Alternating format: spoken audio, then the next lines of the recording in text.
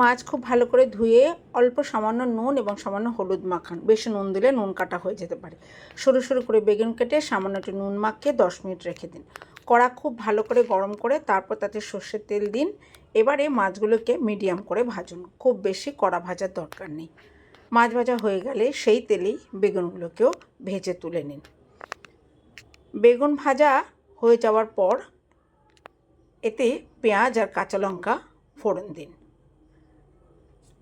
তারপর পেঁয়াজ ভাজা হয়ে গেলে একটা টমেটো দিন। হলুদ আর নুন দিন যাতে পেঁয়াজ এবং টমেটো খুব তাড়াতাড়ি নরম হয়ে যায়। তারপরে একটা স্পেশাল মশলা তৈরি করুন। 4-5 কোয়া রসুন, 4-5টা কাঁচা লঙ্কা আর 1 চামচ মতো কালো জিরে আমি নিয়েছি। যেহেতু আমার মাছ একটু বেশি, মাছের পরিমাণ অনুযায়ী মশলাটা নেবেন। খুব মিহি করে বেটে নিতে হবে। এটা আমি শিলেই বেটেছি। টমেটো পেঁয়াজ নরম হয়ে যাওয়ার পর মশলাটা দিয়ে সামান্য জল দিয়ে 1-2 মিনিট একটু কষিয়ে নিন। তারপর বেশ কিছুটা জল দিয়ে ভালো করে ফুটতে দিন। ফুটে গেলে বেগুন আর ভেজে রাখা মাছ দিন। আরও একটু সময় ফুটিয়ে নিন। ঝোলটা গা মাখা হয়ে এলে সামান্য ধনেপাতা, 2-1টা কাঁচা লঙ্কা দিয়ে নামিয়ে গরম ভাতে পরিবেশন করুন।